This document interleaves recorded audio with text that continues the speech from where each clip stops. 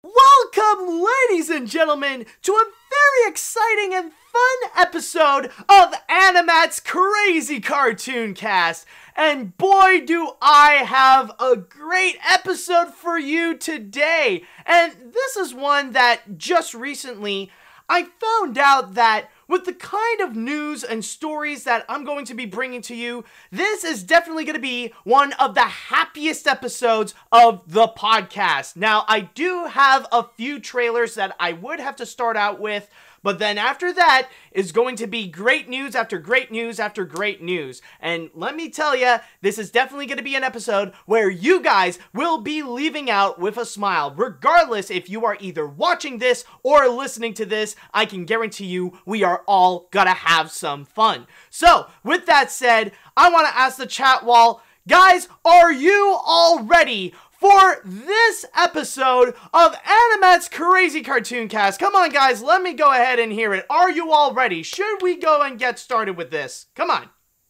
All right. Yes, okay, perfect. We got some people ready. That is great. That is what I want to hear. So, I think with all that said, we might as well go ahead. Oops, actually, hold on a sec. I just realized one thing. Out of all the stuff that I managed to prepare for, I forgot to put out the social media stuff to let people know that the show is actually on. Wow. This has never happened before, but that's a little embarrassing. But okay, I did manage to put this out, so now we can officially go and get things started. And I'm going to begin with our first story with a very significant trailer. And I am going to say that, yes, with this one, I am going to be pretty late in the party with this one because, ironically enough, this trailer actually just got released right after I finished off my last episode of AniMat's Crazy Cartoon Cast. Like, when I was pretty much done with that one and setting everything up so that it could be on, like, on iTunes and Google Play and also on YouTube to post that later on, somehow Paramount just walked in and they decided, okay, we're just gonna put this right up. And let me tell you, this is a trailer that really got a lot of people talking, and definitely the kind of trailer that got a whole lot of different reactions. It really is the kind that not many people know what to expect or what to say with this one. But regardless, we're gonna go and find out ourselves. So let me go ahead and get my headphones ready. And we are going to begin by checking out the trailer for Dora and the Lost City of Gold. So let's check it out. This film is not yet rated. Okay. I think it is all time that we should ask, what the fridge did we just watch? Because I would have to say that my first reaction with this is just, I really don't know. It's like, what the fridge is even going on? Because I feel like with this trailer, it's very misleading in every step of the way. Because at first you think, okay, like, okay, let me just go step by step with this, because there is so much to go and dissect, and even some things that, watching it right now, like, I've already seen the trailer before, but there are a whole bunch of new things to discover. Like, we would go and begin, like, with this little adventure right over here, like Dora trying to jump off of the cliff, trying to reach to the little gold statue.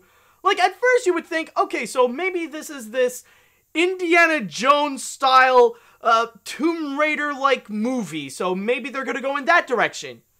No, that's not really the case, because now it is, it looks like instead it's just gonna be Dora going to high school. Okay, so maybe it's going to be this Mean Girls type of movie where she's gonna go and try to fit in high school even though she's like a total outcast. So maybe they'll go in a Mean Girls direction. No, not really, because then she goes on a field trip and gets abducted, where now, like, she has to team up with other classmates in order to explore around the jungle and try to get to the City of Gold before the bad guys would. Okay, so is this what we're going for? Like, we're going in this National Treasure style Jumanji movie? I think it really is safe to say that this trailer is showing us that this Dora movie is just going all over the place. And honestly, in a way, I kind of get what it's trying to do. Because if you really do think about it, like, they're making a movie, a much more serious movie, about Dora the Explorer. Where they're not just aiming for the preschool audience that the Dora the Explorer franchise is known for, and it's usually its target audience. They want to aim for an older crowd as well. Now, that alone is already crazy. So basically what this movie wants to do is just flat out go ahead and get crazy with it. Just go with some of the most ludicrous and insane ideas and really just roll with it. Where, yeah, you're gonna get a whole bunch of stuff. You're gonna get Dora going to high school. You're gonna see Dora and friends exploring in the jungle. You're gonna see live action versions of characters like Boots and Swiper, in which we already saw Boots, like, we already see, like, Dora hugging Boots, in which, coincidentally, Boots was in the bag, and holy crap, let me just say, let's just watch this little clip again, and may I say, wow, this CGI is crap. Like, the CGI on Boots is just flat out horrible. Like, this is really right up there with Blue Will Smith Genie in the special look of the live-action remake of Aladdin. It was really bad, but I mean, like, that's just one of the many weird things that this trailer is offering us. Like, we can't just focus on just one bad element. It's not like the teaser trailers of the live-action Aladdin. There's just so many things in here that's just flat out weird. And even this, like, I just paused it, and it's like, what the fridge is going on? Like, you see Dora and the gang, like, somehow they're in this ancient ruined shrine with an old shaman lady. Like you look at this and it's like, what the fridge is going on? And what's interesting to note is that they even hinted out some of the characters that are going to be coming. Like, you see, like, right at the end of the trailer, when you would see, like, all the different names of the actors that are going to be there, like Danny Trejo, Michael Pena, and Benicio del Toro, like, you see this shrine, like, you see, like, kind of, like, these ancient markings, and it features elements of Dora, like you see the monkey boots, and you see the backpack, but right in the center of it, I just noticed it, you'll see that it's actually, I don't know if you can get a better view of it, hold on a sec, here, I'm just gonna, okay, maybe you would, okay, well, I kind of paused it literally at the same area, so, wow, that's kind of a fail on my part, but, you can see right in the center, it is, like, there's no mistaking, it is Swiper. Like, you see it's this weasel fox type character, wearing a bandana over his eyes. Like, that's definitely Swiper. And honestly, with those elements, even though we have seen a whole bunch and we do have a good idea of what this movie could possibly be, I can definitely say that this is just the tip of the iceberg when it comes to the craziness that is going on. Because here's the crazy thing. They have revealed a little bit more in terms of the people that are going to be in here. Like, just recently, they have revealed that Danny Trejo is actually going to be the voice of Boots. And also that Benicio del Toro is going to be the voice of Swiper.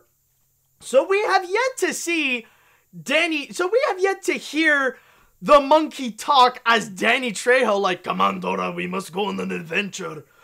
Or we have yet to even see Swiper in this. We have yet to see the part where Dora and the gang are going to interact with Swiper and they're gonna have their big Swiper no swiping scene. Like, this is just, like, honestly, if you think it's gonna be crazy right now, I'm sure there's gonna be plenty more to come with this absolute madness. It's going to be flat out weird. And honestly, I do feel like this is going to be the kind of movie where it really has to go double or nothing. Because I could just say this right now. If this movie would just be straightforward, if it's not going to be just wild and crazy and stuff like that, honestly, I could tell you right now that judging by this trailer, it really does look like something. Let me just put up a better picture to show my point. Crap, wow, that clip is actually much faster than I thought. But honestly, if there is one, like, I know I mentioned a whole bunch of movies that it might reminisce to, like, oh, it might be Mean Girls, it might be Indiana Jones, it might be all that kind of stuff. But if there is one movie that I feel like it's really trying to be the most, is Jumanji: Welcome to the Jungle. Because if you really do think about it, without counting any of the James Bond movies, Jumanji: Welcome to the Jungle is Sony's most successful movie that they have ever done. It nearly made it to $1 billion, and it became stupidly successful. It's been collecting money, like, during the time that it was in theaters, and it's actually quite surprising, especially the fact that it came out right at the same time when Star Wars: The Last Jedi was dominating. It wasn't necessarily in first place all the time, but still, even with The Last Jedi, it still managed to collect so much money and to have families watch that film that it became one of the most unexpected successes that Sony had ever had in their collection. Like, it really was the kind of thing that it was so unexpected, and debatably, some people could say that it is mainly thanks to Jumanji: Welcome to the Jungle that really got Sony Pictures back on their feet and really started to it started to have people to take them a little more seriously as one of the major studios of Hollywood. And I wouldn't be surprised that following that there are going to be some companies that are going to try to capitalize on the success of Jumanji: Welcome to the Jungle. And especially with Dora, it does feel that way. I do feel like watching this, there are going to be some things that are going to be very similar. The fact that it's going to be this jungle adventure starring high schoolers, because that's the thing with Welcome to the Jungle. Like, it's not actually like Kevin Hart and Dwayne Johnson and all those people. Like, technically, those are just video game avatars represented by high school students.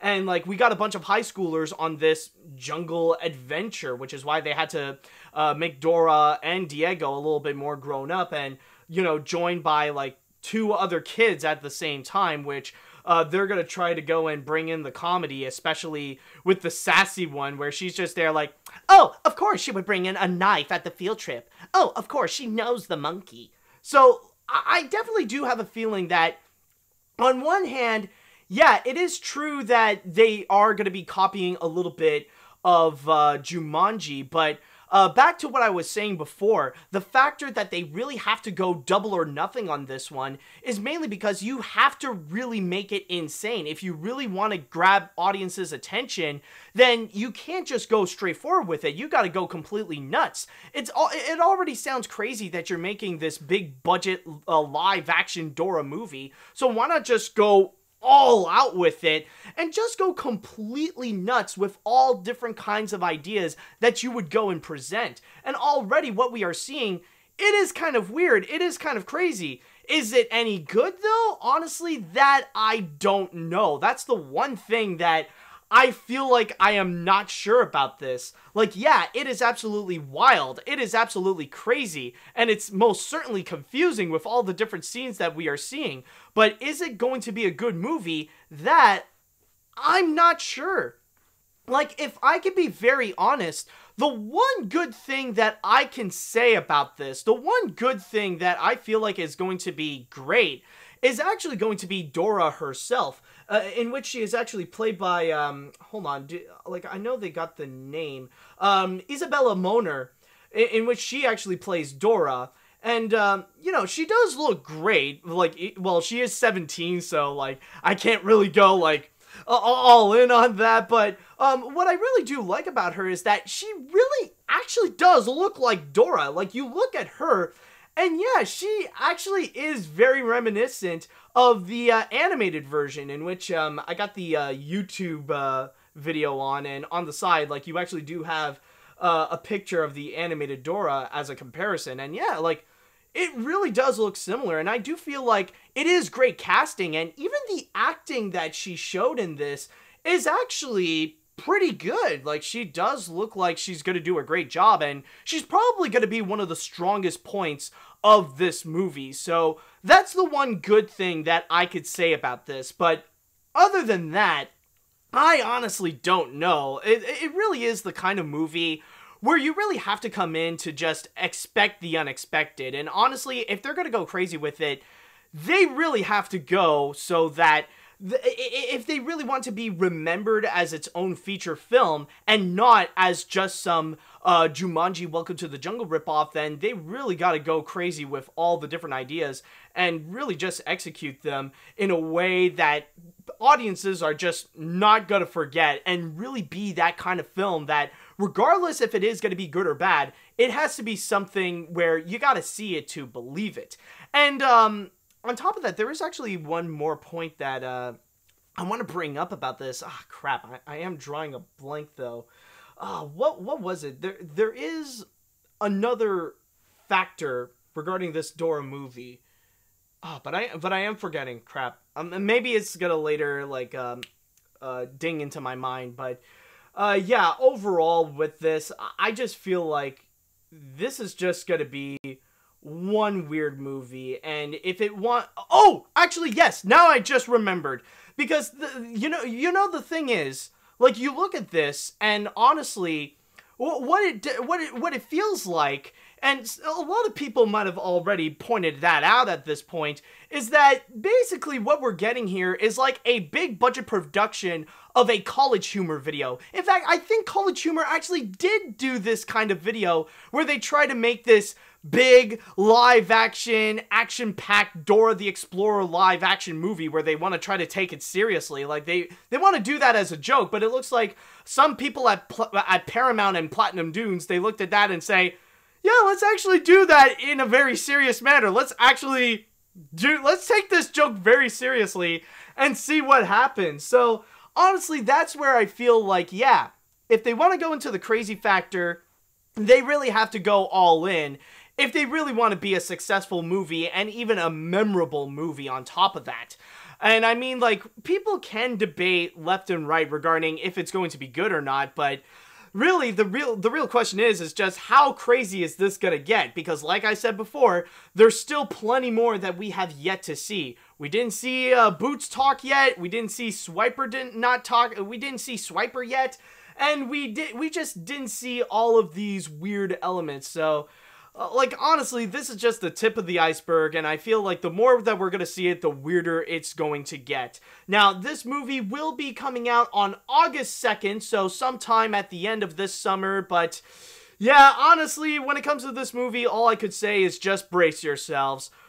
Okay, so with that said, though, let's go ahead and get into the chat wall right over here, and I want to go and ask you guys, what do you think about this Dora trailer? What do you all think about it? Are you guys interested in seeing this? Do you want to see a little bit more? Do you think it's going to be good? Do you think it's going to be bad? Is it a little too weird for you? Let me know what you think in the chat wall, guys. Alright, let's see what we got here. Let's see. The weirdest part about this is that it advertised itself as a Dora the Explorer movie, even though it barely has anything to do with the original show other than the characters. If you just take out the Dora character and replace them with new and original characters, you'll get an entirely different and original movie. And I mean, that actually is true, and I just came out of the live-action remake of Dumbo, and I guess you could say that is the kind of new path that some remakes are actually gonna go, that technically they would have little connections to the original source material other than maybe the title and some of the characters that would be involved. And again, a big part of this is actually related to Jumanji Welcome to the Jungle. Like, let's be honest, there really isn't that much connection with that film compared to the Robin Williams movie. Maybe there are a few references here and there, but outside of that, it mostly is an original feature. And the same thing with Dora right over here. It is really, like, when you look at this trailer alone, it really is nothing like the original show.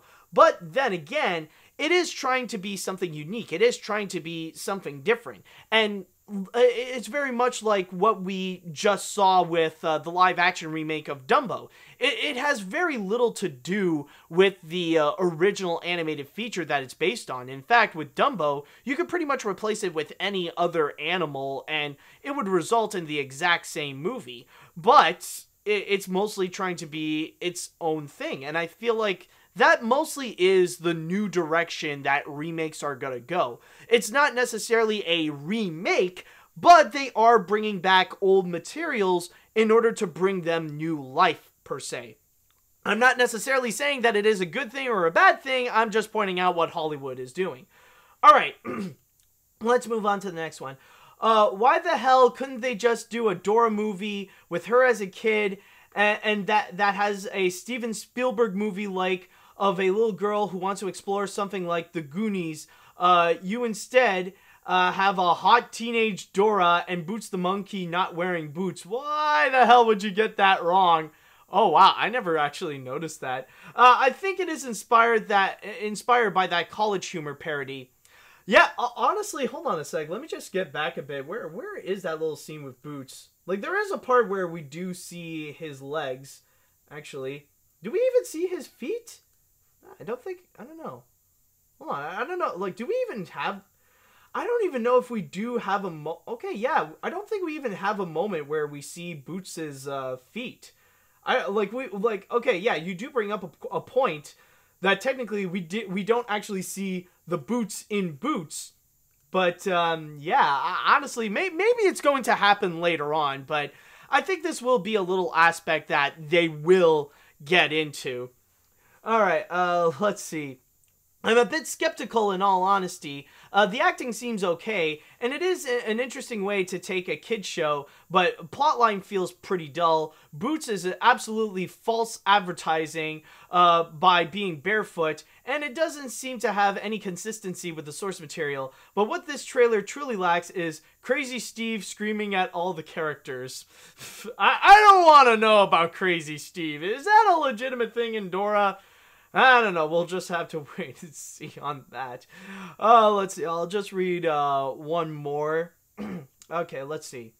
On one hand, it looks good. On the other hand, it's stupid. The reason why I'm worried is because movies based on cartoons have gained a bad reputation. A good example of a good movie based on a cartoon is The Adventures of Tintin. Yeah, it's mostly the comic books, but the Canadian studio behind Max and Ruby Nelvana made a series on the comics in 1991. It's really good, it's really good, but then you have others like Bratz the Movie and Yogi Bear and Smurfs.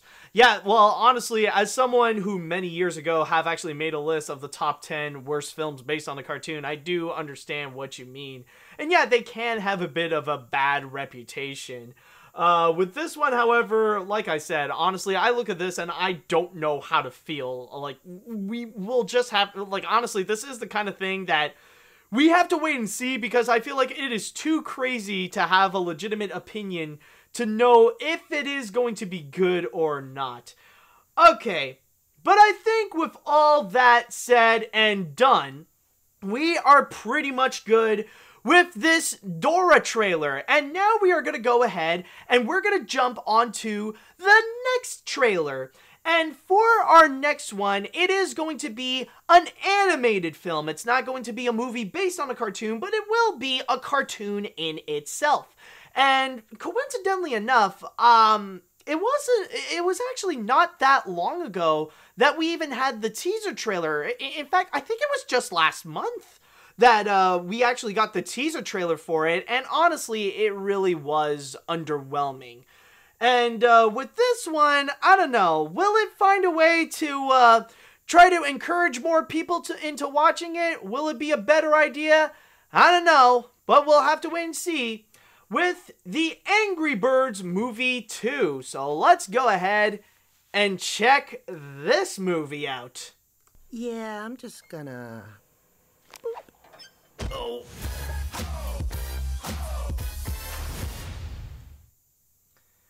Okay, well, that was the trailer for the Angry Birds movie 2, and I'm not gonna lie, Hold on, let me just put in, where's the title of it? Just there we go. At least, we're just gonna have this. There we go. At least, like, just to give you a better visual than just black, you know what I mean? But anyways, going back to this, yeah, I'm not gonna lie, this trailer sucks. Now, I don't really want to go hard on the movie itself just yet, because, of course, no one has yet to see it. I highly doubt if, as we're recording this, or as of right now, Sony is even finished with making the whole movie. But honestly, looking at this, like, yeah, this is a massive disappointment. And I've already expressed my opinion on the first Angry Birds movie before in this podcast, but to give you guys a bit of an example of, or to give you a quick summary of my quick thoughts on it, yeah, the first Angry Birds movie, it is pretty stupid.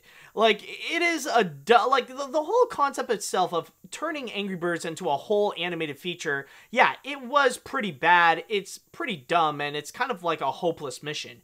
But I will give credit to the people who worked on it, that they did do the best they can. Like, the directors managed to execute it the best that they possibly could, and also, I've said this before, but honestly, I feel like the first Angry Birds movie has some very underrated animation. Like, it's some of the best examples of cartoony animation, just in terms of its pacing, of its execution, of its timing, and when it knows when to get wild and crazy, and just to be calm and subtle at the same time. It knows that good mix. So honestly, like, if there is a reason why you should check out the Angry Birds movie, at least for the visuals, to see how they do some of that animation, because it is well crafted. Like, at least it's an amazing looking movie, but even though it is hopeless, they did manage to pull off the best that they could do with it.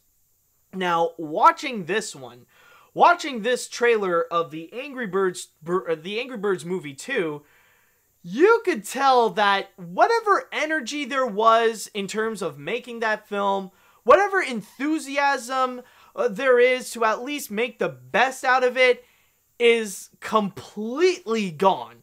Like, this is the kind of movie that the only people who requested it the most were just Sony and Ravio, and that's pretty much it. Like, this is the kind that's just a manufacturedly made movie where there really isn't much energy, there really isn't much effort that's going on with it, and you can tell that even the plot itself, it just seems absolutely lazy. Where, like, you know what's going to be happening, where now it's going to be the pigs and the birds, they got to learn to collaborate together, and there's going to be this message of teamwork and all that kind of stuff, in order to go and take down this evil ice bird in another island. So that's pretty much the main mission that they got to do with this movie. And in terms of the comedy that they have delivered, yeah, very rarely is it even funny. In fact, like, I would honestly say that the only time did this movie ever get funny, the only times that it was enjoyable, is honestly the new character that they introduced, Silver. Like, she probably has the funniest moments in this trailer alone, where she would go and greet herself. It's like, oh, it's great to see... Not you. Like, okay, that I have to admit was funny. And then, like, whenever there's a bit of, like, dumb shenanigans going on, and then she would write down in her little notepad, "There is no plan." Like, admittedly, she is enjoyable. Like, okay, they did manage to do something with her. She does feel like she would have some good material to work with. But in terms of everything else, like, wow, it's bad. It's just not funny. And especially, like, honestly, I'm not going to blame the movie itself for it, but honestly, what makes this trailer really bad is that I noticed that they've recycled some stuff from the first movie. Like, you can hear lines that were from the original feature. Hold on, here's one example. Really? We practiced this 100 times. Like, that little line. I remember when that little line was actually used, like, we practiced this 100 times in the first movie. And they even prominently displayed that in the trailer of the first feature. And not only that, and also there's another thing that, if you have seen the first Angry Birds movie, then you might remember this as well. There's also this little moment. Oh my god. Yeah, they gotta bring back, like, if you guys don't know, if you guys haven't seen the first Angry Birds movie, there is actually this one mime bird, and that they have this running gag where whenever something big happened, or like when something life-altering occurred in the island, you're always gonna have that mime bird come up going, oh my god. So yeah, like, that's honestly why I feel like with this trailer in particular, it just feels completely lazy, to the point that now they're just literally taking old jokes and old recordings that they got from the original animated feature and put it onto its sequel. Like, really, this is just bad. Like, honestly, I just feel like overall with this trailer, it's just bad, and very little of it is something that what I feel like would be appealing. I think, honestly, what people were worried about with the first Angry Birds movie, like, this is what I feel like is going to be with the Angry Birds movie 2, at least in terms of how they're going to execute it. And also, another thing that really does disappoint me with this trailer is that, I probably said this before, but whatever energy was left in the first Angry Birds movie, it's all gone. Like, honestly, that manic energy, that sense of fun, and that feeling like that feeling like it is an adaptation from the games, like you see Sling shooting birds and stuff like that, that's all gone. Like, honestly, there is no energy that's left here. And honestly, at the most that I can imagine that, like, you see some of that fun slapstick humor, it's just, like, right at, like, somewhere at the end of the trailer, when you would see, like, the birds and the pigs all dressed up, like, in their big yellow coats, and then suddenly they start slipping down, like, the hatch of the submarine, that they're all just sliding down suddenly. Like, that was honestly the only one little part of it, and other than that, that's pretty much it. And when thinking back at the teaser trailer that was released a month ago, I remember when talking about it in this podcast, I had a special guest, Joey Tedesco, and we were talking about it, and we mentioned how with this movie, the director is actually Thorup Van Orton, the guy who not only, like, a lot of people would know him in terms of some of his voices, like as Little Gideon in Gravity Falls, but mainly he is the creator of Flapjack, the Cartoon Network show back in the late 2000s. And apparently with Flapjack, it was the kind of show that was just absolutely bonkers. It's almost at like a SpongeBob level, where it really is the kind of show where you would have to expect the unexpected, and there's a high amount of energy and just really things that are just going crazy. That sense of energy, I don't even get that in here. Like, honestly, there is no energy that is being dispensed in whatever we see in this trailer in general. There's nothing about it. Like, at the most, yeah, maybe you got the character sliding down, and right at the end when when you see, like, the security guard just, like, hitting himself all over the place in the bathroom, but other than that, that's pretty much it. Like, you don't really get much else. Like, honestly, it's like what we said before. This, honestly, like a lot of Sony productions, like with all the Hotel Transylvania films, and like with all the other Sony sequels that they have done, with this one, this just feels like a portfolio filler. That Thorup Van Orton has this big, ambitious project that he wants to do, but he needs to find the money for it. So, this is just a side job in order to just fill in his portfolio that he directed a major animated feature once, and that's it. Like, I could tell that there isn't a lot of enthusiasm, there isn't a lot of energy, and, there isn't a lot of encouragement that the people at Sony, that they want to make this because this is going to be a great movie. No, instead, this just feels like, oh, well, this is something we have to do on the side because nobody asked for this other than Sony and Ravio. So honestly, overall, I would say that with this trailer in particular, this is just massively disappointing. Even for someone who's a little bit more positive towards the first Angry Birds movie, I just feel like this is just going to be a bland and forgettable kids cartoon that, honestly, it's something that nobody really asked for. It's just going to be something that's mechanically made, demanded by Sony, and that's it. Like, honestly, this is just a massive disappointment. Maybe I could be wrong, and maybe, like, they really are saving all the best stuff in the movie itself. Like, I could be wrong here, and the movie could possibly turn out to be great and highly energetic as much as it was in the first movie. But honestly, looking at this, like, it doesn't give me a good impression that it really is the kind of film that I want to legitimately see. So, honestly, yeah, this just feels like it's gonna be a dud.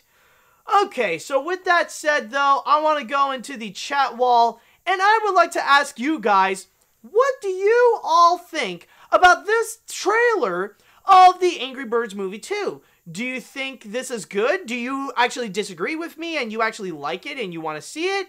Or do you think that this is not really worth watching? Let me know what you guys think. Let me know about your opinions right over here. Let me see here.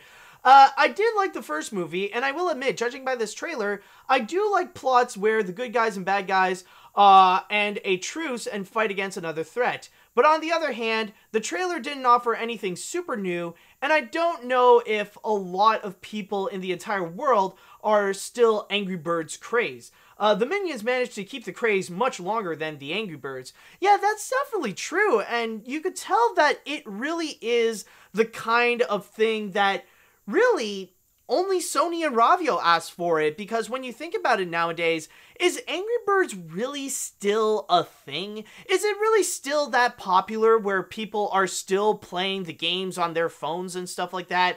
I remember a time when I used to, back in the days when it was really popular back in the early 2010s, but nowadays, like, it kind of is irrelevant, and it just feels like now everyone has kind of moved on from Angry Birds. Like, so, like, the reason why, like, one of the big reasons why Angry Birds Movie 2 is coming out is mainly because the film is going, like, the whole franchise of Angry Birds is soon going to be 10 years old. So that's the thing. You can definitely tell that it's the kind of film that it really is going to pass its time. So it's not really something that people would really be interested in anyways. Alright, let's see. Let's see now. A Sony Pictures animation sequel that has bad joke and reuses elements from the first film. Now, why does that sound familiar? Cough, Cloudy 2, cough. I mean, nowadays, we could pretty much argue that it's not just Cloudy 2, but most Sony animation sequels are kind of like that now. Sure, like, we don't have to count, like, the direct-to-DVD sequels, like the Open Seasons and also Surf's Up 2 and stuff like that. But even, like, Hotel Transylvania 3 is absolutely guilty of that, of reusing elements from the first film with a whole bunch of dud gags. Like, basically, just lazily trying to rip off Looney Tunes and try to pass it off as, oh, this is our own movie that we're trying to make a cartoon. Yeah, you know what? Screw that movie and screw that whole frickin' franchise, man. Seriously. Let's see now. Let's see. Thorpe Van Orton actually seems very proud about this movie, and seen on his Twitter and Facebook, the visuals seem expertly crafted, especially as far as the slapstick goes, and the new cast, while of course cramming in celebs sounds like a good choice, especially with Leslie Jones and Rachel Bloom as heard in the trailer. I thought the first film was quite adequate at best, but this looks funnier to me from an animation standpoint. Ooh, that is actually quite interesting. Let's see, what else do we got here? I may disagree with you with some of your reviews on Sony videos, but this one I may have to agree with you on this, since no one wants this, and the first Angry Birds movie is probably the few Sony animation films that I don't like. I'd actually rather wait for an actual good Sony animated movie like Wish Dragon. I know it's supposed to be released in China first in July. I just want to wait and see when it gets released in the US. Well, honestly, you have to wait a little bit longer for that because honestly, I don't even know if there is an official release date or an official North American release date for Wish Dragon because so far, it seems like it is just going to be China only. Now, yeah, like maybe they will release it in North America soon, but honestly, honestly, I just feel like we might have to wait and see on that. Okay, I think I'll just go ahead and read one more. I really enjoyed the first Angry Birds film, and I'd go as far and say that I call it the best video game adaptation out there, so I'm pretty excited for this. The animation still looks fantastic and faithful to the games. The idea of the birds and pigs teaming up is an alright concept, and new actors, except for Aquafina Pig, are doing a decent job. Let's just hope the movie does better than the current games. Okay, so I'm honestly kind of surprised that we do have a bit of a mixed reaction going on. Some people actually do like it, some people don't. I guess we'll have to wait and see with how that goes, but yeah, like, even though for me I am disappointed, I am kind of surprised that we are seeing a whole bunch of mixed reactions where people might not like it, but some people are still pretty enthusiastic. Okay, that's interesting. Honestly, I kind of forgot when this is going to be coming out. I think they mentioned that it's going to be coming out sometime in August, I believe. Feel free if you want to correct me on that, but it's only stating so far, like in the trailers, that it's just going to be coming out this summer, and that's pretty much it. So, is it going to be good? Oh, apparently the chat wall is pointing out to me that it's on August 16th, so that is when that movie is going to be coming out. So, is it going to be good? Is it going to be bad? Honestly, I don't know. We'll just have to wait and see on that. Okay, so, now that we are all good with the trailers, it is now time that we are going to be moving on to our next story, and this is where things are going to be a whole lot of fun, and I really am excited for this, because I don't know how long it's been since we've had an episode where we just got a bunch of good news, like, just stuff that it really is worth being happy about.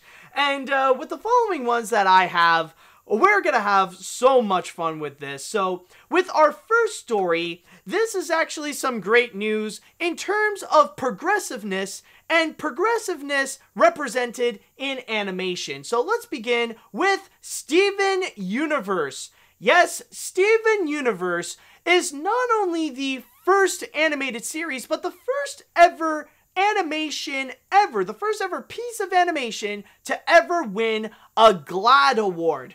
Now, for those of you who don't necessarily know, a GLAAD award is an award ceremony that is dedicated to the LGBT community. I think it even mentioned here, I'm reading from my source here at CBR.com, stating that each year, the GLAAD Media Awards recognize the best in mainstream media let me rephrase that.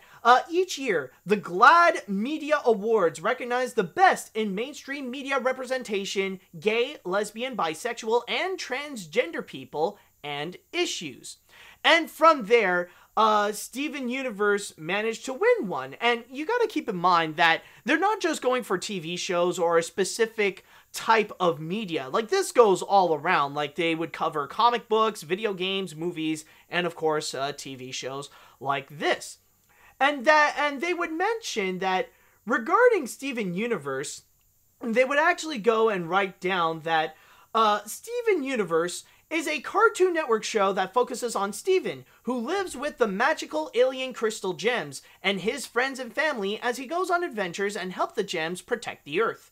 Though the show has always been significant to its LGBTQ representation, this past season was particularly memorable as it features the first same-sex marriage on a mainstream children's TV show.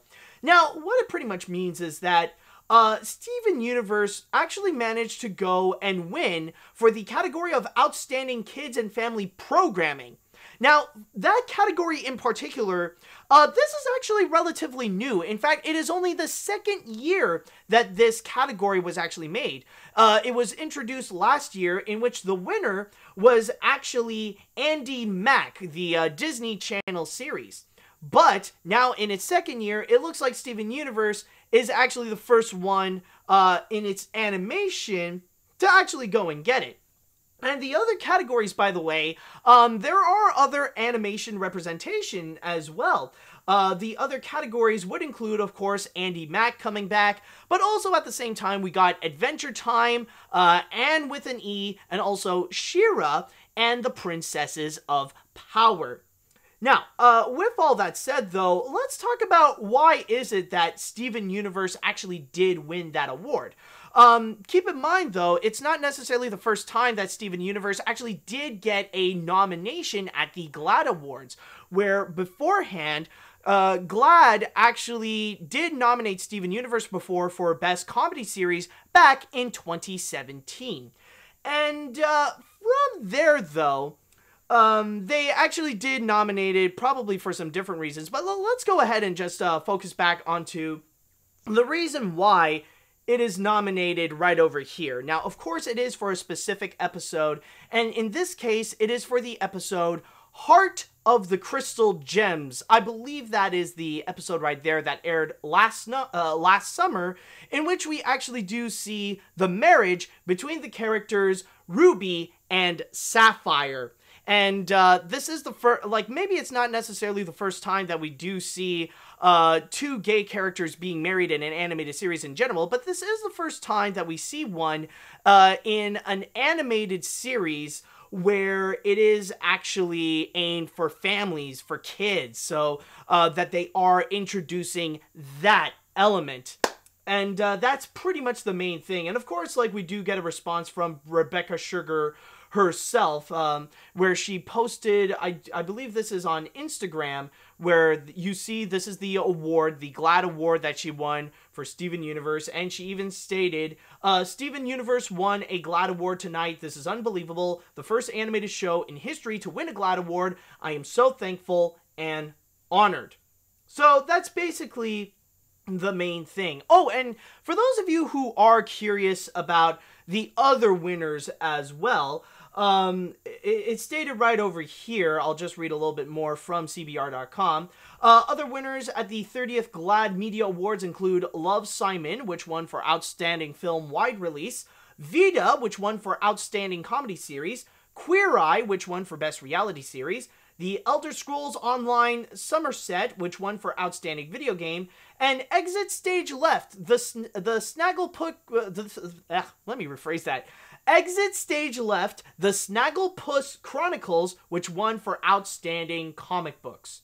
So that's basically the main thing that's going on with Steven Universe winning a GLAAD award. And honestly, I feel like this is just fantastic news. Not necessarily just for Steven Universe, but also for progressive representation in animation, that hopefully we are going to see more stuff like this, that we are going to see more of this kind of representation, that they can go far beyond with what they can do, that maybe not necessarily just that we could see more representation of the LGBT community. I'm sure that more of that will be coming in animation in the future, thanks to shows like Steven Universe and Adventure Time, but maybe we are going to see more representations of minority groups that would need more of a voice, that would need more of a representation. Like, you never know if in the future that we will see like more major animated series that could star a Muslim. Like, that could actually be something that's going on. Or maybe like it doesn't just necessarily have to just be about gays and lesbians, but also maybe we could see more animated series starring transgender characters, you know, to have that transgender representation and that they are legitimately people. So that could be something good. So for this, I feel like the good news is that this really does show how progressiveness does have a brand new prominent home in the field of animation. And with something like Steven Universe, it really is taking the medium to a brand new level for that. So it really is exciting to see. And especially the factor that Steven Universe did win the GLAAD award for it, I think it really does cement the idea, and it really is encouraging to see that, yes, something like this can work. And it's not just implementing gay characters in an animated show, but to represent them in a way that feels correct, that it feels no different than having a straight couple coming in. So, like, I honestly, that is kind of like a big meaningful thing about Steven Universe. Like, yeah, a lot of people will know Steven Universe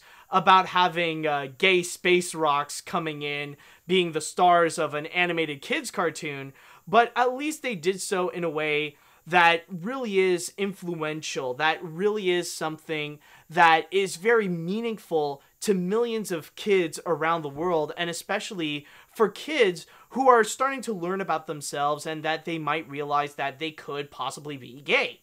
Like in this case over here, the only people that I can imagine that could be upset about this news would actually be those who are more like anti-SJWs, you know, the kind of people that they would go on YouTube and that they would make little rants about, Steven Universe is actually a bad show, and I will go and explain to you why. In fact, you know what's actually very funny, and this is just a bit of on a side note, but it's actually kind of funny to say that now I am starting to see a lot more, especially on Twitter, that the cliche trope of YouTube commentators, like people who would make essays or who would make reviews and stuff like that, who would have an animated avatar. Now, I'm sure that we can think of a lot of people that are like that, but not necessarily just like people who would talk about animation. Like, a lot of people would just label them as like cartoon commentators, but just YouTubers in general who represent themselves as like just a series of drawings, one after another, where like depending on their emotion, they would just switch their emotions to show if they're happy or if they're angry. In fact, there's one tweet that I find that is absolutely hilarious that it mentioned, it's all fun and games until the cartoon commenter and his avatar starts to cross his arms. Now, I don't know if I would count as one of those cartoon commentators, but I'm just gonna say that, yeah, I'm definitely glad that I do have my camera and that I would present myself like live. Like, I don't need to be a cartoon. I already am one to begin with. That honestly, I feel like, say what you will about how I dress up, but honestly, with my yellow dragon shirt and my orange fedora, I feel much more comfortable in that than having a animated avatar to represent myself in my videos. Like, I can imagine, like those are gonna be the only guys that are just gonna be upset about this kind of news, that Steven Universe does not deserve to have this award. The fact that it has gay characters is only something that shows that cartoons are implementing an SJW agenda, and why we should not have feminists and women working in the animation field, because too much women working on an animated project would make it feel very unbalanced. It's okay to have an all-men production, but to have too many women is just absolutely unfair, and it makes me upset. And that is why I feel smarter, because I have a YouTube platform to say that on. Oh my god, anti-SJWs, man. That's the one thing I really am glad I am most certainly not. Sure, I may speak my mind, and I'm a little bit more open about my political side, but hey, it's better than being an anti-SJW. Like, that would be a true embarrassment right there. Holy crap. But, honestly, going back into this, though, like, just screw all those guys. But yeah, like, those guys are gonna be whining, they're gonna be upset, and they're gonna keep making dumb rants about feminists working in the animation field and why Steven Universe is bad. But honestly, this is objectively a good thing. This is great that we are seeing more shows that not, like, honestly, this is a statement that not only are they bringing in more minorities to represent in animation, and not necessarily just in terms of the LGBTQ community, but also different religions, also different races, and all that kind of stuff, but also that they are doing it right. And I think that's really the main thing to emphasize about Steven Universe winning the GLAAD Award, is the factor that they're not only are they bringing LGBT representation in family animated series and family animated projects, but they are doing it in a way that feels good. They are doing it in a way that is respectful, that is great, and that is worth praising about, and also stuff that deserves to get awards. Like, that's honestly the biggest thing to emphasize about this. And honestly, this is why it feels great. This is a massive win, not just for Cartoon Network, not just for Steven Universe, but for progressive animation in general. Okay, so with that said, though, I think I'm pretty much all good with this news. I want to go into the chat wall, and I would like to ask you guys, what do you think about Steven Universe winning the GLAAD Award? Are you happy for Steven Universe to win this? Do you think it deserves it? Honestly, do you see in the future that we could get more LGBT representation in animation? Let me know what you guys all think. Okay. Ever since the death threat from fan art controversy, I haven't been the biggest fan of Steven Universe ever since. Unfortunately, I don't think the episode would air in my country because it's not yet use of LGBT themes, at least in kids shows. It's why they cut some gay kissing scenes like Star versus the Forces of Evil, and they ban almost every Loud House episode that features Clyde's dad and the L is for Love episode. Yeah, that is true. Like, there are going to be some countries that they need, like, they're kind of like backwards in terms of like their form of thinking, but eventually, hopefully we will see something like that could change in that.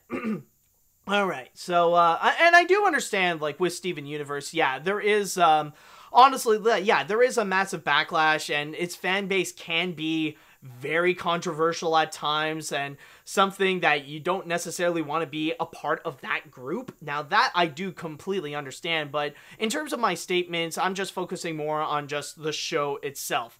The fan base, yeah, that's like a completely different story right there. Like, the Steven Universe show is something that they could be proud of. The fan base, maybe not so much. Alright, let's see. I really love the show because of its LGBTQ characters. I am not bi or straight. I'm actually a lesbian myself. My parents never supported or liked the show, but mostly hated it. My mom said she would hate if I was bi or lesbian. I finally felt like a girl who crushed on... I finally fell in a girl who crushed on me in middle school, and my parents are finally okay with me with being a lesbian. Oh, congratulations! When I saw this show and noticed that Ruby and Sapphire are bi and lesbian, I felt better about myself and came out at school in the cafeteria, and my girlfriend well, I guess she would have a continuing story with that, but no, honestly, that is just fantastic to hear, and I'm glad that things are actually working out for you. And honestly, like, just with that little story right there with what's your name, Mario Chan, the gotcha girl. Yeah, with her story, I think it really does show the power that Steven Universe has on people, to show how, like, because of its LGBT representation, that it can really connect with people, to help show that, they're not alone in this situation, and that being yourself that way is perfectly okay. So honestly, great on you, and it's great to hear about that. Let's see. Oh, this is cool. This is cool news. Maybe we'll see this more in upcoming Owl House, or I think you're saying Loud House. Or no. There's a show coming up called Loud House. Anyways, this is cool news. Maybe we'll see this more in the upcoming Owl House, Amphibia, and maybe Cartoon Network's Victor and Valentino. I haven't seen Steven Universe in a while, though. Okay. Let's see. This is probably good for the show to win, although I quite gave up on Cartoon Network after regular show finished the series, but it's still great that this show did win. I like to see more of those LGBTQ shows like Steven Universe in the future, so I hope this sends a message to all animation studios to show that it can work. Yeah, most definitely, and I think that really is kind of the big message that it should bring out with Steven Universe, and I think that's kind of the big impact that it's trying to do, that many of these dumb anti-SJW people, they're trying to, like, detract. They're trying to say, no, it's a bad thing, you shouldn't support this, whatever. I don't care about your freaking homophobic ideologies, just shut the fridge up, okay? Let the freaking LGBT shows flourish, and let the LGBT kids have their shows, alright? Besides, you're too old for these things. Get a life. Okay, honestly, I think we're pretty much all good with this. So, yes, I just want to cap this off by saying congratulations to Rebecca Sugar and the entire team at Cartoon Network for being the first piece of animation to actually win the GLAAD Award. And hopefully we will see more animation representation at the GLAAD Awards in the future. Okay. Now, with that said and done, though, let us go ahead and move on to our next story. So now, we've had some great news related to progressive animation, and now it is time that we shall have some great news in terms of the animators, the artists. Yes, now it is their time to shine, that they've had a battle years in the making, but finally, they actually managed to conquer and win. Yes, they are finally getting paid for Sausage Party. Yes, local Unifor 2000 have been in a court case for more than 2 years now, and finally they won their case, so now all the non-union animators who have worked on Sausage Party will actually get paid overtime for the time that they actually did not get paid. Okay. Now, let me just go ahead and tell you this story, because I'm sure some people listening to this or watching this, they might not necessarily know what I'm talking about. So this one is a pretty big story, but I will do the best I can in order to summarize this entire thing. So here it goes. Now, you see, the thing is, you might remember the 2016 animated feature Sausage Party. You know, that R-rated movie that's in a grocery store starring Seth Rogen and all his friends, that they just want to go all out and nasty with all the swearing and all the sex and even some of the violence as well. Like, we got a character legitimately decapitated. And it's not even one of the foods. It's actually the head of a decapitated drug addict. Okay, but anyways, going back to this. Now, with Sausage Party, a lot of people did think that it was a lot of fun. Okay, hold on a sec.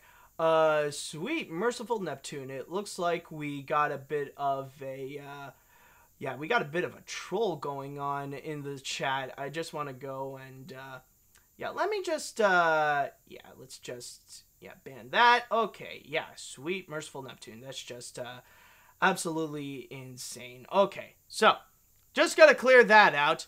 So, I apologize for that. Now, let's go back into what I was talking about. Yes, Sausage Party. Yes, okay. So, with Sausage Party, the production of Sausage Party, holy crap, it was hell. Like, it was an absolute nightmare for the animators. And the big reason is actually claimed by one of the directors, Greg Tiernan, which some people have stated that the guy was pretty much ruling with a Donald Trump-style iron fist. Like, that guy was just an absolute tyrant to his animators, down to the point where he was forcing to make his artists and animators work overtime without pay. And technically they stated that they have some rules that would allow them to have them do so. So yeah, he would go and try to force them. And part of that is especially because that when it comes to Sausage Party, it has a very low budget. And I mean like just a low budget in general for a movie, especially for a mainstream animated feature like this. Because the thing is, Sausage Party only costs $19 million just $19 million, which is honestly absolutely ludicrous for a film like this, for a mainstream animated feature that is being distributed by a major studio like Sony. It's just, honestly, part of it is almost unheard of in a way. Yes, we have seen some low-budget animated features before, like, technically, like, even, like, Captain Underpants. The one from DreamWorks. Like, that film, like, that's another one that's low-budget, but even that one is, like, twice as expensive as Sausage Party. So, that, like, keep in mind, $19 million is nothing in the field of animation, especially animated features. But going back to what I was talking about, yeah, because they have a low budget, like, company, like, the thing is, the studio that was working on it, Nitrogen, which is owned by Cinesite, like, they were forced to use, like, these ruthless tactics in order to go and save money, including forcing their employees to work overtime without pay. And in the case of Greg Tiernan, like, he not only would he force them, but he would also go and threaten them. Like, if he would go and say that, okay, if you're not going to do what I say, if you're going to file a complaint or anything like that, I'm going to blacklist you. And he wasn't just saying that. Like, he was actually quite serious. He has done some blacklisting. In fact, it was actually stated that out of the 83 animators that actually did work in Sausage Party, 36 of them did not actually get their credits. 36 of them actually did get blacklisted. And the thing is that, considering that it is in Vancouver, not many of them are in the union. So that's why it would enable Nitrogen Studios, Greg Tiernan, and Cinesite to go and actually use these forceful tactics because, hey, they're non-union, it doesn't matter. They'll do what we say in order to get a job and whatever. So, they really were taking serious advantage of that. But then, how is it that word really got out of it? Like, how did this controversy really came to light? Well, from there, interestingly enough, it actually came from a source that is very unexpected. And this actually came from not an article, but the comment section of an article from Cartoon Brew. Like, apparently one of the animators came in anonymously and pretty much laid out a bombshell about what was going on behind the scenes. And then Cartoon Brew decided to prominently display that even bigger with its own article.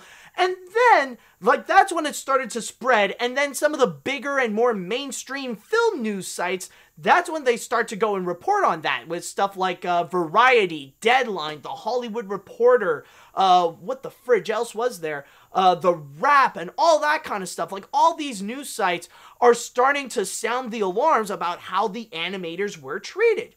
And that is when Local Unifor 2000, in which they represent the union for BC employees, they decided that even though those animators were not unionized, they want to try to come in and they want to step in and actually take action, that they want to show justice for those employees and try to go and consequentially try to make a better living for animators so that they can get some kind of union in order for them to have a better work experience, to get a better work environment for all animators working in the BC area and specifically in Vancouver. So this went on for like 2 years right now, and I am going to be reading my source here on Local Unifor's website, mediaunion.ca, where the thing is, with Nitrogen Studios and Cinesite, they did try hard in order to try to counter this.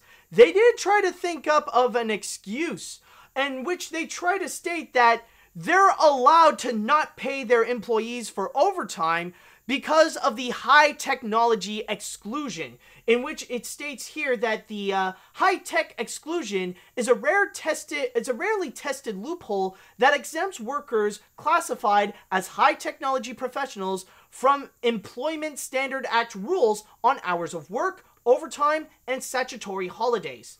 It even continues by stating, let's see, Vancouver's animation, visual effects, and gaming studios often cite the high-tech exclusion to keep staff working long hours while not paying overtime. In response to the Sausage Party complaint, Cinesite claim it didn't have to pay overtime in accordance with the Employment Standards Act because its employees were high technology professionals developing information systems. The branch's investigation officer ruled the exclusion did not apply to workers whose primary job was using commercially available software to create visual effects. No, not one studio in Vancouver is unionized. Something Local 2000 is trying to change, and that is probably a big thing to emphasize right over here. The fact that there isn't a Vancouver animation studio that is unionized. That these Vancouver studios, they really are taking advantage. It's not just Nitrogen Studios. It's not just Cinesite. It's really all around. And you got to keep in mind, with Vancouver, like, that's actually a major place when it comes to developing visual effects and animated features. A lot of it actually comes from there. In fact, like, one of the biggest ones, for example, is like Sony.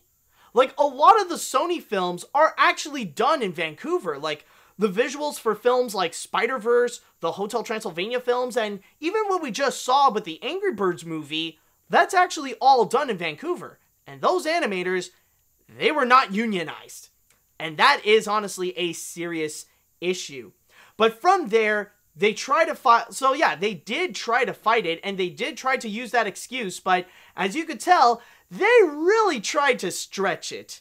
Like, regardless of what it is, even if it is, like, really stretching the meaning of what that loophole is, if those studios can actually find a loophole, and it's not just with Nitrogen, it's not just Cinesite, it's not just Sony, it's just any of those, like, this goes with any studio in general. If they can find a loophole that allows them to make their employees work longer hours and not have to pay them for it, they'll be more than happy to take it. Like, even if they would have to stretch the meanings for it, they will try to take full-on advantage and use it as much as they can. Like, it even stated here that these studios, they would often use that exclusion clause so that they can keep them working.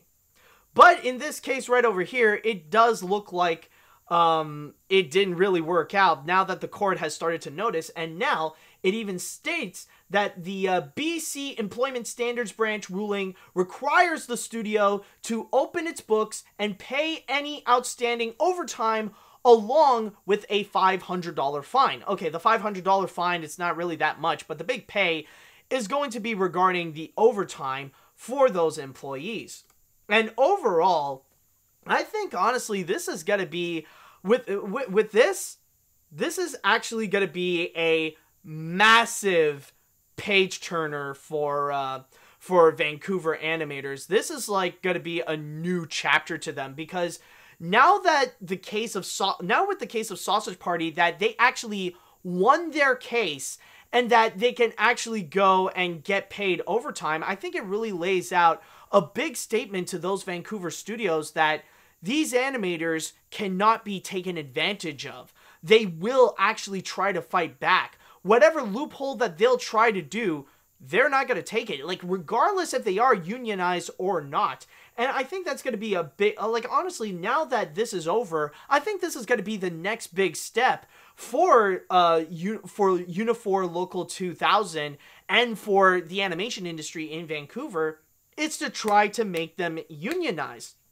Like, right now, the next big step should be that they got to make sure that something like Sausage Party doesn't happen again, and that they have to keep their employees unionized, or try to have them, try to have something in order for the animators and for the artists to not be taken advantage of by, ooh, excuse me, wow, that really came out quite big. Just saving up for one big release.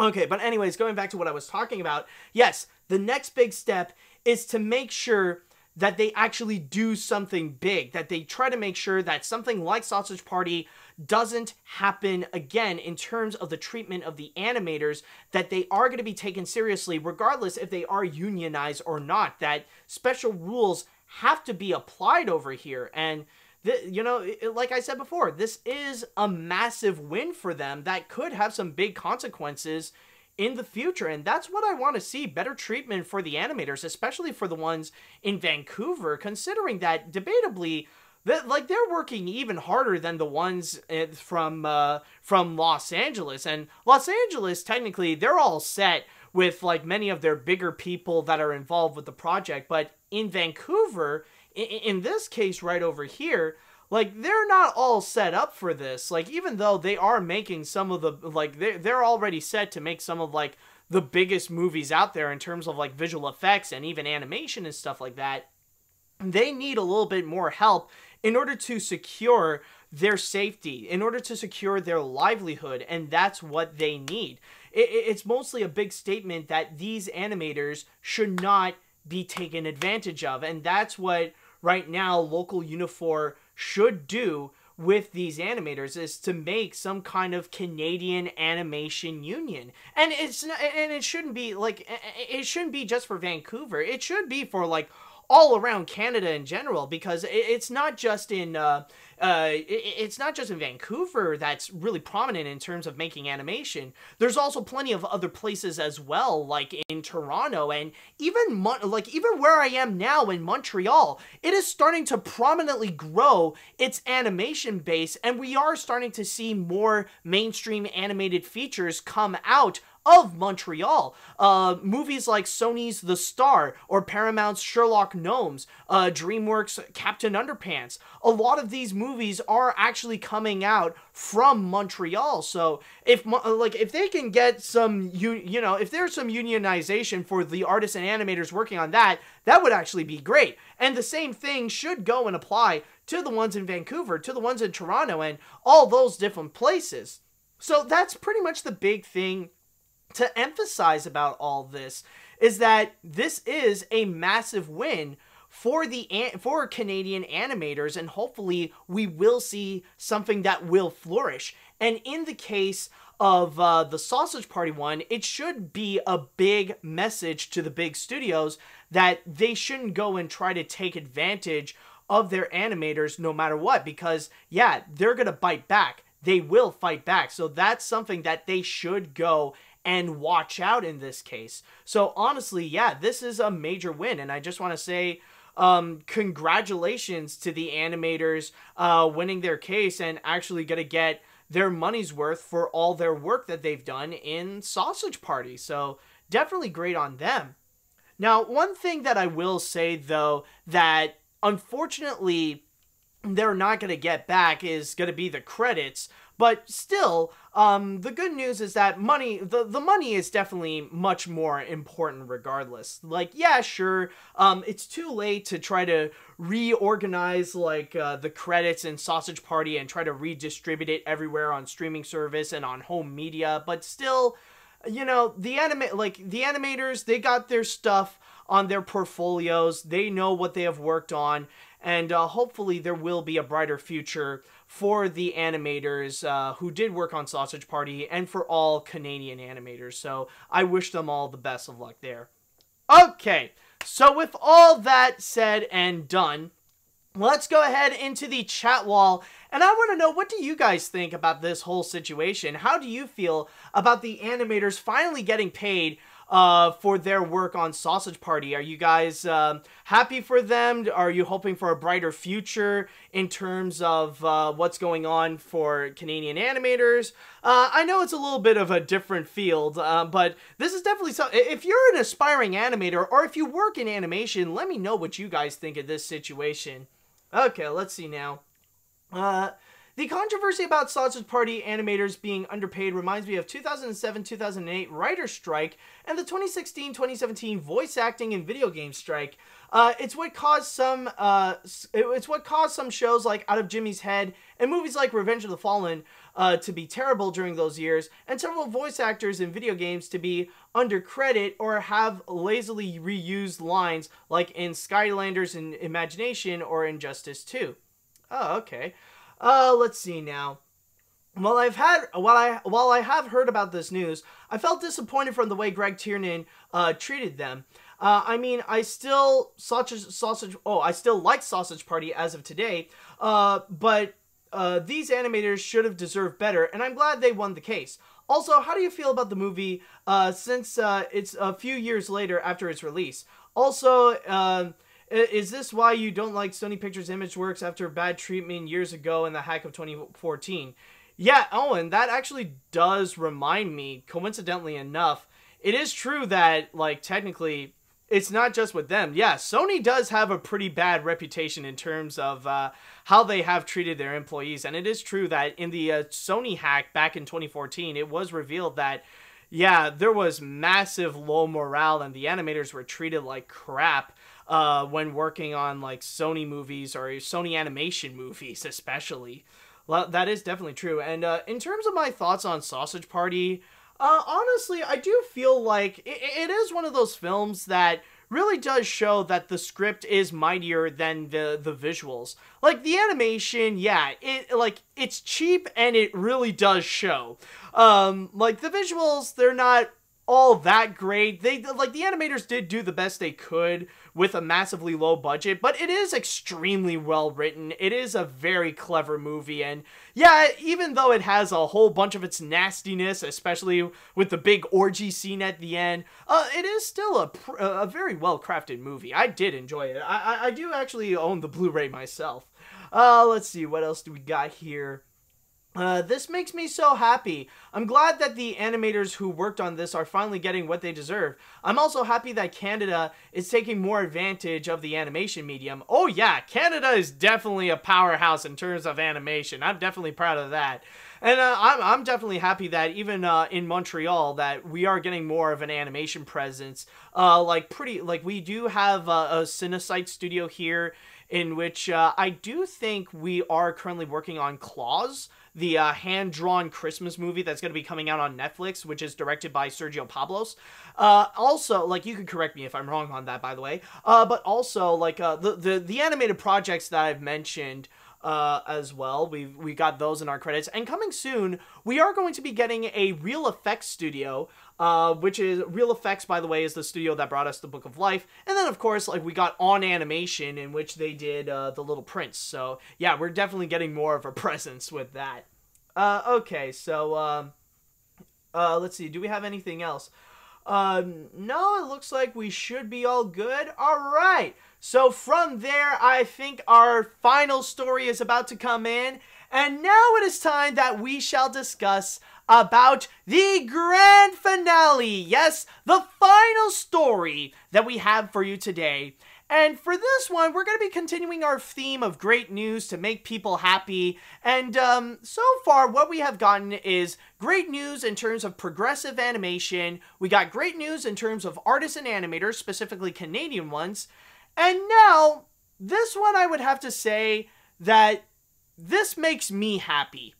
Honestly, I am massively relieved, and this is actually regarding a movie that, like, I know a lot of people felt like they've been iffy about, but this is actually something that I see this news and I feel really happy about it, and I just really want to go and talk about this one. And of course, this is going to be continuing our discussion that we had last week with Toy Story 4. Now, there have been some news that have been released related to Toy Story 4. One of which, in which the chat wall has brought up, is actually regarding Don Rickles, where recently it has been confirmed that yes, we are going to be hearing Don Rickles' voice as Mr. Potato Head in Toy Story 4. So he has passed away not too long ago, but we will be hearing Mr. Potato Head one last time. Like, that is going to be a guarantee. And honestly, I feel like that's definitely great. But that is not the news that I want to talk about specifically. I'm not going to be here to go and talk about Mr. Potato Head. Yeah, as great as it is that we are going to hear Don Rickles' voice once again for like one last time for Toy Story 4, there's something that, for me personally, I want to discuss even further. Something that we can pretty much bury the hatchet in terms of this news, because it has been long debated by many people, but now this situation has been confirmed by Pixar, and now we could just lay it to rest. we finally have a villain. And it's not a surprise twist villain. It's not a switch up or transition villain. It is just a flat out villain. And what I'm talking about, of course, is actually going to be regarding Gabby Gabby. Yes, an article on Entertainment Weekly revealed that Gabby Gabby is going to be the main antagonist, the villain of Toy Story 4. In fact, like even the title, like they're just straightforward with it. Meet Christina Hendricks' cold, terrifying Toy Story 4 villain. In which, in the article, they would actually go and discuss about who Gabby Gabby is. In fact, let me go ahead and read you a little bit about what this is here from, again, my source on Entertainment Weekly, which also includes a quote from the director Josh Cooley, as it states, a pull-string doll from the 1950s remanded to a life inside a sleepy antique shop. Gabby Gabby is bad news from the get-go, and her first meeting with Woody is, Cooley said, one of the director's favorite scenes in the film. I've always loved the Twilight Zone and the Talking Tina type of thing. We've never seen creepy old dolls like that in Toy Story. With probably the exception of, like, you know that octopus doll, you know the one with the doll's head in the first Toy Story, but it's like, it has this mechanical spider body. That could be a little bit of an exception of a creepy doll, in a way. But anyways, back to what I was talking about. We've never seen creepy old dolls in Toy Story. This is an opportunity to do that.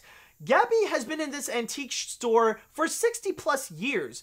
Gabby is a perfect toy, except for the fact that she's got one thing broken about her that's been keeping her from being purchased and loved forever. And from there, they would also go and discuss about the performance that is provided by Christina Hendricks, which, if you don't know, Christina Hendricks, a beautiful actress, fantastic actress on top of that. She appeared in many TV shows, including, I think they mentioned her credits somewhere. Like, I know she was in Mad Men. Yeah, right here. Actress Christina Hendricks, who went from running things on Mad Men to running from the law in NBC's Good Girls. So, yeah, that's Christina Hendricks. And when discussing about her performance, he has stated, we couldn't have picked a better person to voice our villain than Christina Hendricks. It's perfect. She can play such sweet innocence and kindness, and then at the flip of a switch, she can go just so cold and terrifying. It's so much fun. And we even got a quote from Hendricks herself, stating that because of this defect, the broken thing is actually a screwy voice box, courtesy of a manufacturer's defect. Blame lax 50s factory regulations. Because of this defect, she has never known that love of a child or be able to fulfill her destiny to love one back. So that's pretty much the main thing about Gabby Gabby, is that in this case right over here, they're not going to be pulling off any strings, no pun intended. They're not going to be pulling any weird twists. They're going to legitimately make Gabby Gabby as a full-on villain.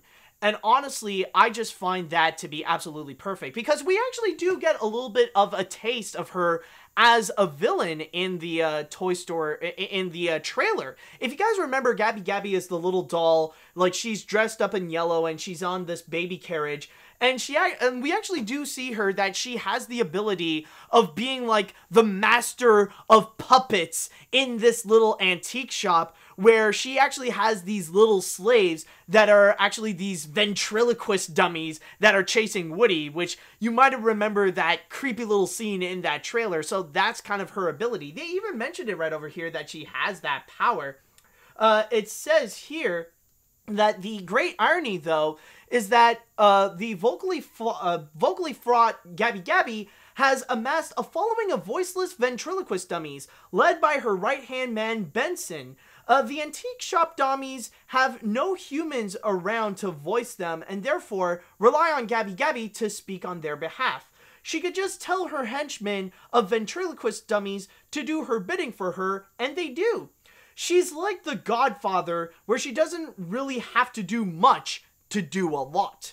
So you can definitely tell that she has power. She has minions surrounding her, and that she is going after Woody and the gang. So, like, basically, they showed in the trailer that she is a villain, and they're pretty much proving it right over here that she is a flat-out villain. And for me, I just find that to be absolutely honestly, I just find that to be absolutely great, not just for Pixar, but just for Disney in general. Because I just want to say this. Have you guys realized that we have not had a straightforward main antagonist? We never had a straightforward Disney villain ever since Mother Gothel Entangled. And that was all the way back since 2010. Like 9 years since we've not had a straightforward villain.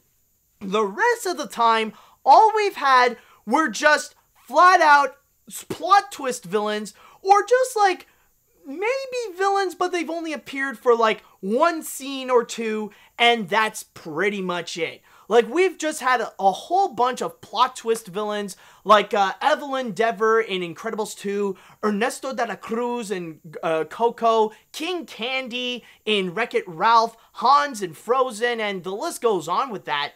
And even with those little villains that would appear side to side, like, yeah, some people could say that maybe Tamatoa or Tefiti from Moana, like, those guys are villains, but they only appeared in like a scene or two, and that's it. I mean, at the most that I can think of ever since Mother Gothel, like, the only thing that I can think of maybe that would count more of a villain is probably Mordu in Brave, or even the pterodactyls in The Good Dinosaurs.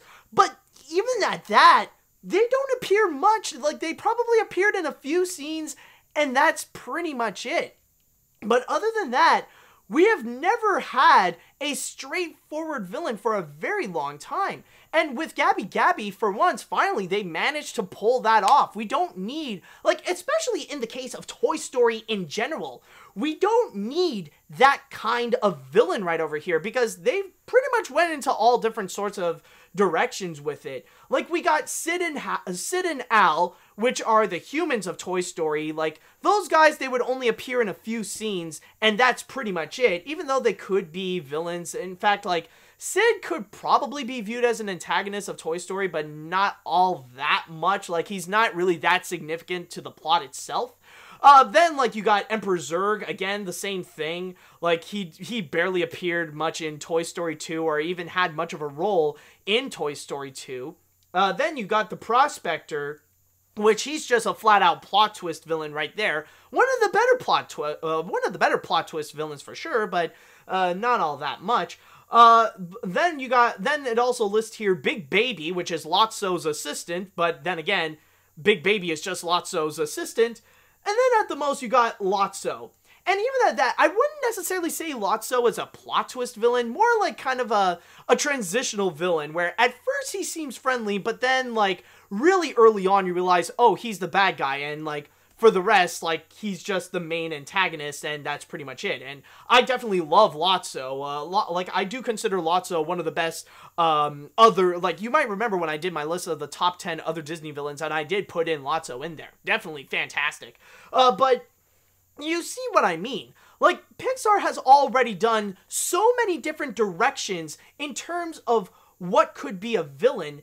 And with Gabby Gabby, never have they really had one where it is just a straightforward villain, where this is just the main antagonist. And for once, finally, we're actually gonna get that. We can finally add in a new person in the roster of the Disney villains. Well, I mean, technically, this is like a Pixar character, so, like, she would be more on the side with characters such as, like, Lotso and Syndrome.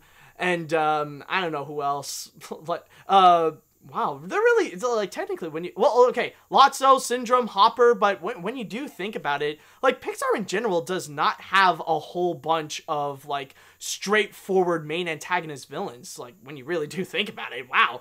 So, yeah, like, really, all it is just, it's just Lotso and, Syndrome and Hopper. But hopefully Gabby Gabby will be among one of them as well. like she already has like she did make a good first impression onto the trailer, and we do see how freaky that she can be, especially with her ventriloquist dummy henchman. And I gotta say, like, honestly, I have full-on confidence with Christina Hendricks with her performance. Even though we don't hear a whole lot of her in the trailer, like, I know her capabilities as an actress. Like, I've seen her in Mad Men, and she is just absolutely gorgeous and just absolutely beautiful. Like, honestly, the kind of person that, like, her beauty can only be matched by her acting talents, and I'm sure she could do something amazing in this. Like, I have full confidence that with Christina Hendricks, as amazing and as gorgeous of a woman that she is, she could do something beautiful as she is with Gabby Gabby. Like, she's just such an amazing woman. Wait a minute, what the okay, wait a minute, what the fridge am I doing? Maybe I have a bit of a celebrity crush on Christina Hendricks. Yes, I will admit to that. But you're not going to see my lovey-dovey side ever again on this. I am so sorry about that. Oh, God. What? Sorry, where was my head? Okay, yes. Yeah, back onto Gabby Gabby. Gabby Gabby. Okay, let's forget about Christina Hendricks. Put her on the side. Focus on Gabby Gabby. Okay. All right, I'm good on that. I'm good on that. Anyways. Let's get back into this with Gabby Gabby. No, but honestly for me, I would say that what I really am happy about the most, about the factor that, yes, Gabby Gabby is a villain and that she is a bad guy in this, is that, honestly, I keep hearing about the rumors and the theories, and I think this is the reason why Pixar released this article on Entertainment Weekly, is to try to pretty much blow away any of those theories out of the way, because, like, we've heard so many different things left and right that maybe there's going to be another plot twist villain. And what I was, one thing that I was hoping the most that they wouldn't do is somehow take Bo Peep and make her a plot twist villain, which I really do hope that they wouldn't do. Or, like, there was this little toy that she would be assisted by, and that maybe that little assistant would be the villain. Maybe that would be the case. And honestly, I'm hoping that it wouldn't. We've already had so many of these plot twist villains. We've had so many of these, like, oh, maybe this person would help us. Nope, turns out to be the bad guy. Like, we've had way too many of those. And now in this case right over here, it's going to be different. Like, hopefully, now that they cleared that out of the way, we can all move on, and that we could just go and, just see Gabby Gabby as the villain, and we could just have confidence that with characters such as Bo Peep and a few of the others, like with, I forgot what they're called. What's Key and Peele's character again? Bunny and Chica or something like that. Those guys, like, all those characters, or even Keanu Reeves' character, they're not going to be that much of a villain. We know who's the villain. That's going to be the villain. That gives me a sigh of relief and gives me a little bit more confidence that maybe Toy Story 4 could be worth watching. So, Ducky and Bunny. Okay, thank you. So that's that's honestly the big sigh of relief that I do have with this, is that they're not going to be pulling at any of that plot twist bull crap. They're just going to have one straightforward villain with this movie. So now I can have that out of the way. Now we can put all the theories to rest. We have a Toy Story 4 villain. Now we can move on. So the movie is stated to come out on June 21st. So I'm definitely excited to see this. I'm definitely excited to see the beautiful Christina Hendricks, to see her amazing talents, what she could do with Gabby Gabby. Wait, what did I just say? Never mind. Anyways, they're gonna do, like, I'm sure the actors are gonna do great. I'm sure, hopefully, Gabby Gabby will be a great villain. So let's just hope for the best with that. All right. So with that said, now that we put that to rest, let's go into the chat wall right over here, and let me ask you guys, what do you all think about Gabby Gabby being the villain of Toy Story 4? Are you guys happy or disappointed that there's no other theories anymore of who could be a Toy Story 4 villain? Let me know what you think. Are you guys now a little bit more optimistic or pessimistic about Toy Story 4? What are your thoughts? Let me see. Let's see. Gabby Gabby creeps me out. She and her henchman reminds me a lot of Slappy the Doll from Goosebumps, or Billy from the film Dead Silence. Although it really is great to see a villain finally that isn't a twist villain, since the twist villains are starting to get pretty old, and I just want to see a villain that stays the straightforward villain, just like the old days of the classics. And yeah, like, is she creepy? Good. That's a good trait to be a villain. That's great. Great. They're doing something good. All right, let's see. Let's see. I'm glad that Gabby is the villain of this. I would have flipped out if Bo Peep was the villain or plot twist villain, because I've seen a lot of videos asking the question, is Bo Peep the villain? Which made me just yell out in the comments, okay, she's not the villain, just shut up, people. But Gabby Gabby is really freaky, but in the best way possible. I am confident that Gabby Gabby will be a new favorite Pixar villain. Oh, definitely. I definitely understand what you mean there. I think it's awesome we're finally not getting a twist villain in a Pixar film. It's definitely been a while. I think the stuff she can do with her dummy minions is really creative. She probably won't be on the levels of Disney Renaissance villains like Frollo or Hades, but her moments in the trailer are really cool. So, excuse me. So I can't wait to see more of Gabby Gabby. Oh yeah, definitely, dude, definitely. All right. I'm pretty glad that we are now getting back to just having straight out villains. It was pretty nice to have a twist villain like Water Noose and Syndrome in the past, but as more and more of them arrive, it becomes very tiresome, especially when they seemingly begin to be worse in quality, like Callahan and Bellwether. Yeah, it's just like the more that you see that happening, the more like it's starting to become a bit tiresome. So, like, I mean, like, you know, characters like Bellwether, it's not that bad, but, yeah, again, it could have been better. Okay, let's see, what else do we have here? It's about time we get a full-on villain. Honestly, the whole plot twist villain is getting old by now, and all I can wish is just to have a fully written, well, straightforward villain. She may not be great if she's just a standard villain, but I'm glad Pixar did the right thing on this. Let's see, I'll go ahead and read, wait, did I read this one? Hold on, no, oh yeah, I did. Anyways, I'll read, I'll go and read one more. Gabby Gabby reminds me of Darla from Finding Nemo. Darla Dimple from, Darla, he's continuing. Okay, Gabby Gabby reminds me of Darla from Finding Nemo, Darla Dimple from Cats Don't Dance, and Baby Doll from Batman the Animated Series. While it is good to finally get a villain who is a regular villain instead of a surprise villain, I don't think they will fully give a twist villain tradition. They will fully give up on twist villain traditions just yet. They might use a side villain in the future, but rarely. Maybe. Okay, but I think with all that said and done, I think we shall go and conclude this episode of AniMat's Crazy Cartoon Cast, and what a blast this has been, with some weird trailers, but a whole bunch of great news. This was definitely one of the most fun episodes that I've been in, and I just want to say thank you all so much for watching.